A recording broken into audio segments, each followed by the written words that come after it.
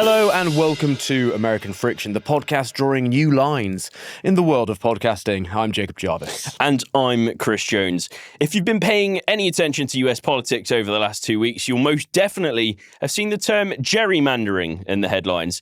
This is the latest system Donald Trump has taken advantage of to sway the balance of power in favour of the GOP.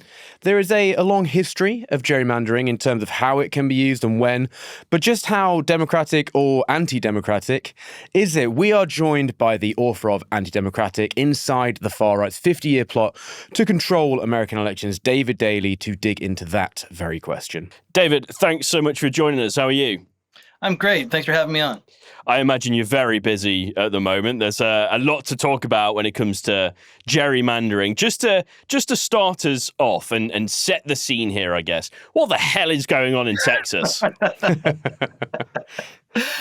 There's so many ways to answer that question, but I think what you want to talk about is the mid-decade redistricting that's happening in the state of Texas. Ordinarily in this country, we redraw every state legislative and congressional district every 10 years after the census. And the idea of that is to account for population changes. Really, really funny, right? Because at the heart of all of this is the idea of fairness. You would want to have districts of equal population, and people move and people die, and you want to fix it and get it equal. Politicians take advantage of this. They draw district lines, especially these days with the help of computer software and all the voter data that's available. They can draw lines that essentially pick winners and losers. And they've gotten so good at this that these lines can stay in place for a decade. But sometimes the politicians are not satisfied with that. They want to jump in the middle of the decade. And the context for this, right? The American House, 219 Republicans, 216 Democrats. So it's a margin of 3 seats as we head towards the 2026 midterm. And what Donald Trump said was, well, I want more seats. I don't want Democrats to take the House. So he's asking all of these red states, and Texas went first, to redraw their maps in the middle of the decade, to wipe Democratic seats away, and to draw more red Republican districts. Texas thinks that they can draw as many as 5, which, if you start right there, gives Republicans a huge extra boost heading into the midterms before anyone's actually even cast a ballot. You kind of touched on it there, but for our non-American listeners, and we've got plenty of those, why Texas? Why right now, and why Texas? Texas has the biggest opportunity because Texas has 38 seats in the U.S. House, and they drew a map in 2021 that awards them 25 of those 38 seats, but they think that they can get more. They drew a map that really advantaged incumbents. They tried to give all of their incumbents really safe districts because the demographics of Texas are always changing. Most of those demographic changes, they're an influx of Latino and Black voters. Yeah. So they try to give Republicans as safe seats as they can to withstand that for as long as they could. But as you've begun to see some Latino voters in Texas move towards Donald Trump, what Republicans are doing is taking another look at these maps. And they're saying, we don't think we have to be as safe as we were in 2021. And we think we can pick up an additional few seats here right now. There's 2 districts in South Texas that they can grab pretty easily. And there's probably a few more in the rest of the state that they could take simply by cracking Houston, Dallas, taking some of those Democratic voters and attaching them to big swaths of rural central Texas. Winding it right back, looking at the history of this, when did gerrymandering really start as a thing? You mentioned how it's tied to the census. It usually happens after that. Did that plan ever work? Or from the very start, did people go, hey, there's something we can rig here, so let's do that? This has been a mess from the very beginning. We have had gerrymandering as long as we've had American politicians. You can trace it back to the 1780s, 1790s, Patrick Henry trying to keep James Madison out of Congress. It takes its name from the governor of Massachusetts in 1812, Elbridge Gerry with a hard G. And his party drew state Senate districts around Boston in such a way as to benefit them and to screw over the Federalists. A political cartoonist took a look at these maps and said it looks like a salamander, and the gerrymander was born. Somewhere over time, Elbridge Gerry's name turned into Jerry. But that's, I guess, okay. If you're attached to something infamous, you probably don't want your name pronounced right anyway. Yeah.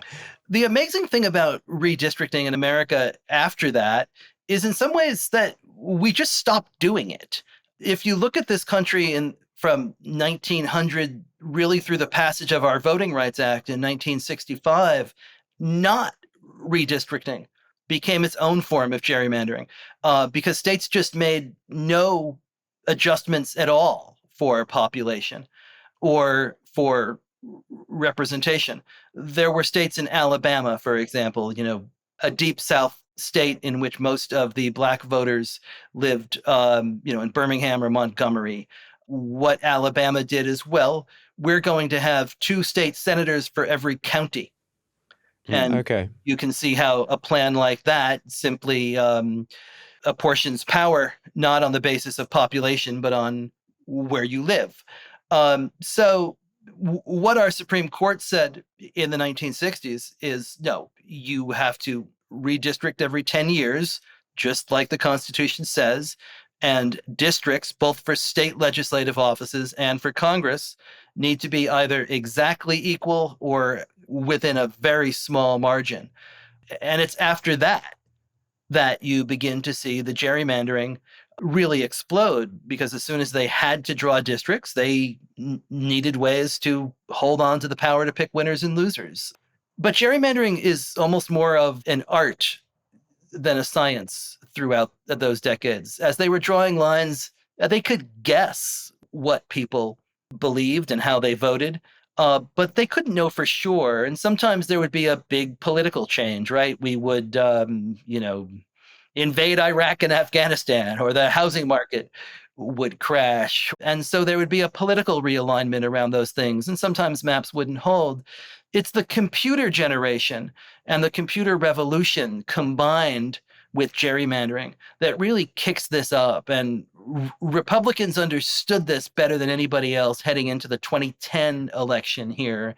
And in some ways, while gerrymandering is a political sin as old as America itself, it's reinvented as sort of a blunt force partisan weapon by Republicans after the 2010 election, thanks to the voluminous voter data that comes online, the unbelievable sophisticated software you can use to draw these maps.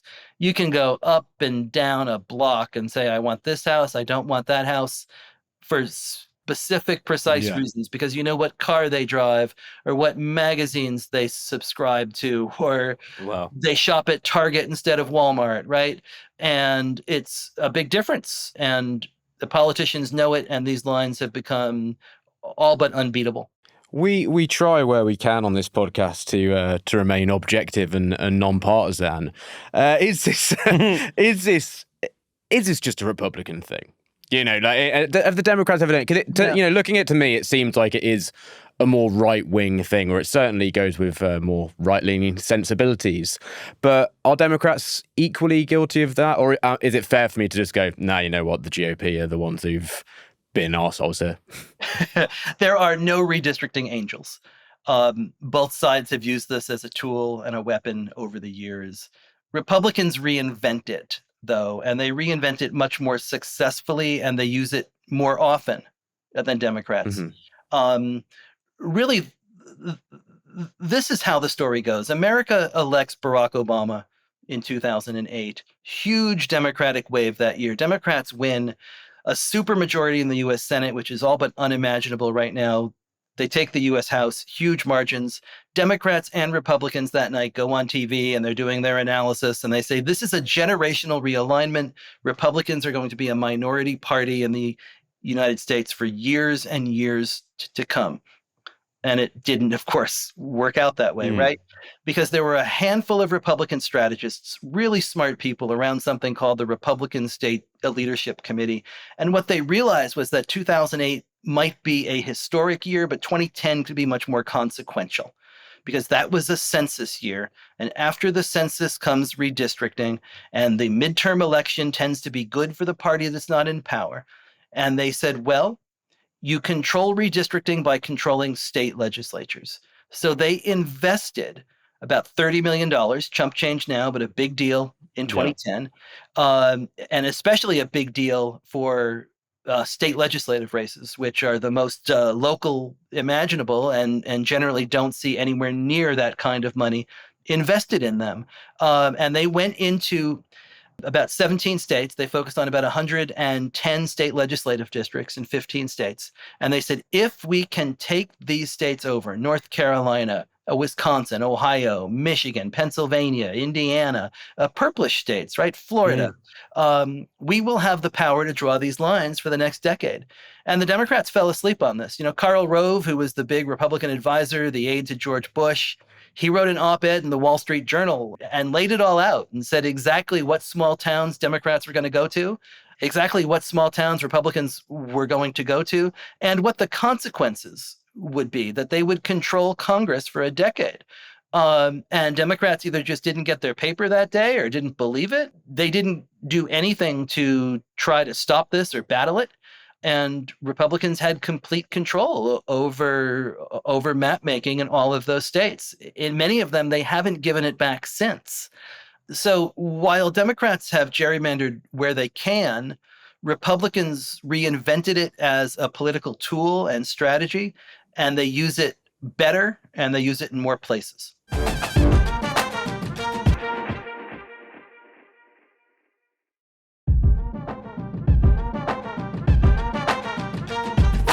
With how you can push back on this, is there very much that can happen? I know that this isn't the first time that this has been attempted in Texas. What's going on at the moment, for example, the sort of gerrymandering push we're seeing, and we've seen that the Texas Democrats have just had to leave the state in that quorum break, and that's been their move. Are there many other ways that they could try and combat this, or is it just like what feels to be many parts of the political system in America, where it was just expected that maybe people would conduct themselves in a better way, and now we're seeing that human nature doesn't work like that? Yeah, Texas Republicans have the numbers to do this. Yeah. And the president has told them to do it. And political norms and fair fights and majority rule, all those things seem kind of quaint here these days. And so Republicans certainly haven't seen a political norm or a guardrail that they're not willing to crash right through. So I think we can't expect that to be the case. And certainly what we're seeing is what's happening in Texas, spreading to multiple other states, spreading to Ohio and Missouri and Indiana and Florida. And this is becoming a huge political fire. And Democrats can fight back in a limited way, right? The Texas Democrats can try to avoid a quorum, and they can try to run out this session, which runs through August 19th. But they're being fined $500 a day. They only make $600 a month, that they're forced to stay away from their jobs and their families. And they'll get back and they'll just call a new session. So this isn't a permanent strategy. The governor of California, Gavin Newsom, has talked about trying to unwind the redistricting commission that's used in his state in order to draw an additional 5 Democratic seats. And that is a strategy that could work. Multiple legal hurdles and political hurdles stand in his way. But the problem with it is that Republicans can keep going and Democrats really can't. So the numbers game just doesn't add up for Democrats. They're talking tough, right? But this time we're not going to bring a knife to a gunfight. We're going to show up with a gun. We're going to fight fire with fire. But they're holding a birthday candle is the problem. And it's just not going to, it doesn't work. Are those fines capped at all, or is that basically unlimited? Like every day they're away, they're just going to get more and more of this? And is it basically, again, that it's coming down to funding, really? If they've got people who are prepared to back them to cover those fines, for example, they might be able to hold out. But we know that it appears that the GOP seem to have bottomless pits of money. Yeah. I'm not sure if that seems to be the same for Texas Democrats, if that's the case. So yeah, how high could those fines go, and are they being supported financially to manage that? There have been very complicated laws around how those can be paid. They can't be paid out of campaign funds. Beto O'Rourke, Texas Democrat who ran for U.S. Senate against Ted Cruz a number of years ago, has tried to step in and pay them for them and fundraise, and he's been called off of that for legal reasons and various threats. So these fines could become substantial, and they could end up being the responsibility of the lawmakers themselves. David, you mentioned the word fire there, and I think that's really interesting, because what we have seen really is a spread of reaction from Democrats right around the country. You've got Gavin Newsom, for example, in California, but then also in Illinois, where these Texas Democrats have fled to. You've had reaction from the governor there, J.B. Pritzker, and he has basically said that what Trump is proposing here in terms of the map drawing in Texas is unconstitutional. And I think he also said illegal. How true is that? Well, I don't think it's unconstitutional as a partisan gerrymander. Our Supreme Court, unfortunately, back in 2019, said partisan gerrymanders are just a political issue left up to states, and the federal courts will have nothing to do with it. It was a disastrous decision. It unleashed a lot of the problems we have. I like to say that it's like the moment in Ghostbusters where they made Bill Murray and Dan Aykroyd open up their containment packs and let all the monsters out, because it just unleashed all the evil forces and incentivized them all. So, it really turned into just this festival of partisan gerrymandering, and nothing's off limits. Now, the Voting Rights Act, which still exists in bits and pieces that the court hasn't already shredded, has some things to say about majority minority districts. And some of the things that Texas has done is to obliterate these majority minority districts in Dallas and Houston, and to divide those voters amongst the seats that do not have those communities as their core any longer. There's some sense that this Supreme Court is about to get rid of those protections, that what states are doing is getting ready for the new order in which they won't have to worry about the Voting Rights Act any longer. There's a case that the court's going to hear out of Louisiana in October. This is the Calais case, and it looks entirely possible that the court could remove those protections. The irony of all this, right, is that the rationale that they've been suggesting here is that we just don't need those protections anymore. Right. Which is laughable when you look at the headlines and see exactly what will happen if we do not have them. We're over 100 episodes into this podcast, and that's the first time we've had a reference to Ghostbusters there, David. So congratulations on that. Not the first Bill Murray film reference we've had. What was the other one? We had Groundhog Day. We did. Before. It's not Ghostbusters, though, is it? It's not, but I'm just saying. So shut up, Jov. Bill Murray there. Anyway, moving on to someone else, Gavin Newsom, that you'd mentioned. You actually mentioned this quote, fighting fire with fire. That's exactly what he said in retaliation to what we're seeing here in Texas, and potentially him wanting to redraw lines as well. I think we're also waiting, as we record, for a response from Trump to a letter that Gavin Newsom had written. But with all of this in mind, we've got J.B. Pritzker involved, we've got Gavin Newsom, Trump's involved, Greg Abbott in Texas. How close are we, or are we already there, to some kind of redistricting war? I think we're there. Ohio will go next, and Ron DeSantis in Florida already says he's ready. This will probably go to Indiana and Missouri after that. It could spread to Republican New Hampshire, Kansas, Kentucky, Tennessee, Georgia, North Carolina. Democrats, the governors are talking about it in Illinois, Maryland, New York. This is where the math comes in, though. right? I mean, Newsom has to convince 2/3 of both houses of his legislature to put this on the ballot in November. Yeah. Then he has to win the ballot initiative, which essentially means going to voters and saying gerrymandering is good, let us gerrymander, which I don't think is an automatic sell. And then they have to win 48 of 52 elections in California to gain 5 seats. Boy, that is a difficult road if you can pull that off. But from there, Democrats just don't have a lot of options. I mean, Pritzker in Illinois has been really outspoken about this, but they already drew a gerrymander in Illinois that gives them 14 of 17 seats. And it's so disproportionate that Democrats win 82% of the seats there with 53% of the two-party congressional vote. So what that suggests is A, it's a really big gerrymander, but B, that you probably can't extend it. You succeed at gerrymandering by spreading your votes out as effectively as you can and winning as many districts as close as possible. And if you try to extend this into a 15th or a 16th seat in Illinois, it could backfire on you if you're spread too thin. Maryland, the state Supreme Court has already said no to an 8-0 map. New York, the governor is talking about ending the commission there, but that too takes time. She can't pull that off before 2028.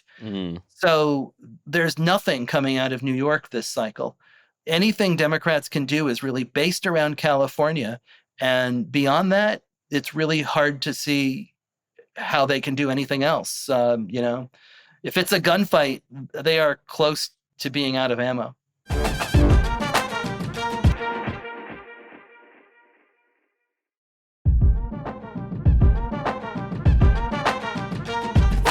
Is the more worrying and kind of broader point to all this is that if it just becomes a back and forth tit for tat that we're going to do this, you're going to do that, does it make all elections in the US just much more unpredictable, and it becomes almost like a coin flip? It kind of ceases to look like we're seeing well-spread democracy, and really we're just seeing different people bet it all on black once every few years in the hope that that gamble will pay off for them.